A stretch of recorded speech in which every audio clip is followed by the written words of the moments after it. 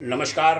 भाग्योदय विचार प्रवाह श्रृंखला की 222वीं 222 कड़ी में आपका स्वागत है, अभिनंदन है। आज रविवार 25 अगस्त 2024।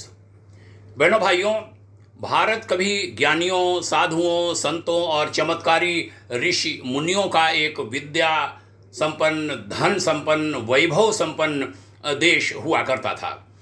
उसको बाह्य शक्तियों ने घुसपैठ मचाकर एक भ्रांति संपन्न देश बना दिया है, देश में बदल दिया है।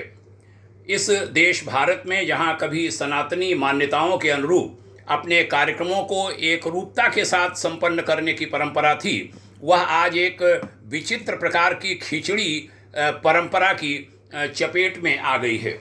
कहना चाहूँगा कि अब कुछ एक अलग और विचित्र प्रकार के संस्कारों के मिश्रण से पकाई गई एक नए तरह की निस्वाद खिचड़ी बनाने की एक नई परंपरा हमारे देश में चल पड़ी है।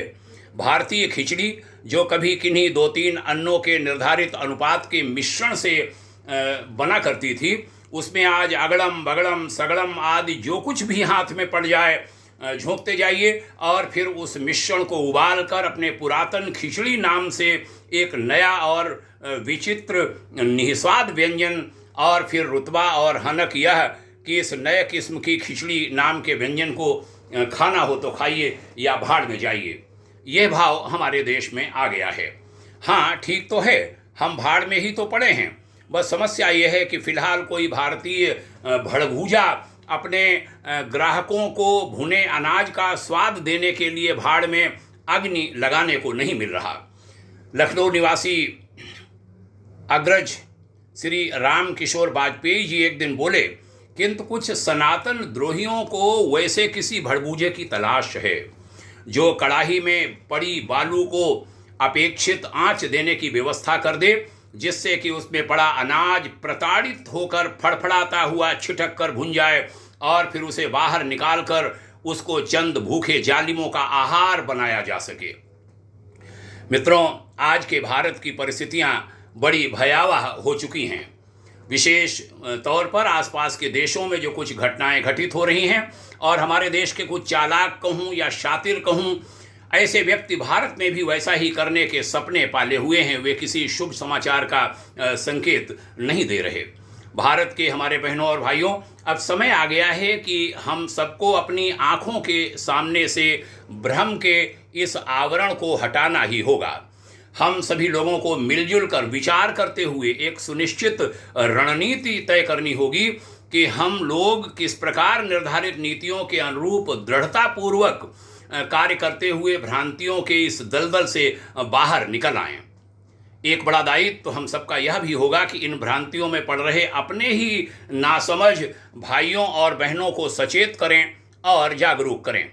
देशवासी कृपया इस पर विचार करें। आप छोटे छोटे समूह बनाकर इस विषय पर चिंतन करिए, विचार कीजिए और 2 कदम आगे बढ़िए, अन्यथा आप अपने ही घर में कल बेगाना हो जाएंगे। ये पहले ही आगाह करता हूँ। भाग्योदय फाउंडेशन आगाह कर रहा है। हे देशवासियों, अभी तक भी हम दुनिया से सबक नहीं सीख सके हैं, सही सबक नहीं ले पा रहे हैं। हमने 270 हटा के देख लिया, मगर सच है कि जब भी मौका मिलता है खूनी खेल शुरू हो जाता है।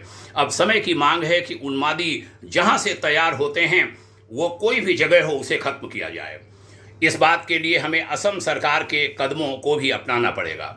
धर्म परिवर्तन के कानून को बहुत कड़ा करने की जरूरत होगी। जनसंख्या नियंत्रण कानून लागू करने पर भी क्या भरोसा कि सभी उसे मानेंगे ही। हाँ, शुरू में हम चीन जैसे कड़े नियम अपने देश में बनाएं, भारत में बनाएं, जिसमें नियमों को नहीं मानने पर बहुत कठोर दंड का प्रावधान हो। समान नागरिक वाला कानून भी लाना होगा, मगर उसका पालन बड़ी कड़ाई से हो। अब समय आ गया है कि मंदिरों का पैसा मंदिर के पास रखा जाए और सनातन संस्कृति को उस धन से मजबूत किया जाए। उस धन से जिले जिले में, गांव गांव में व्यवस्थित गुरुकुलों की स्थापना की जाए। इन गुरुकुलों में, प्राचीन गुरुकुलों में दी जाने वाली सभी शिक्षाएं दी जाएं और उन शिक्षाओं के साथ साथ पूर्व की भांति अस्त्र शस्त्र की शिक्षा भी विद्यार्थियों को दी जाए, यानी शास्त्र के साथ शस्त्र की भी शिक्षा। देश में सनातन विकास बोर्ड जैसी संस्था की भी स्थापना किए जाने पर गंभीरता से विचार होना चाहिए।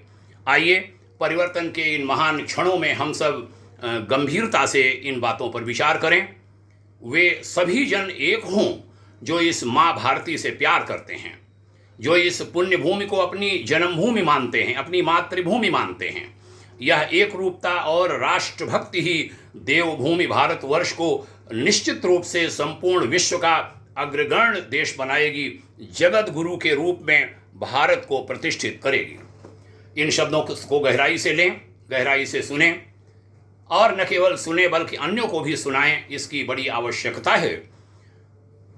खूब साझा कीजिए, परस्पर विचार विमर्श करिए, आवश्यकता करने पड़ने पर संपर्क भी कीजिए, परामर्श भी लीजिए।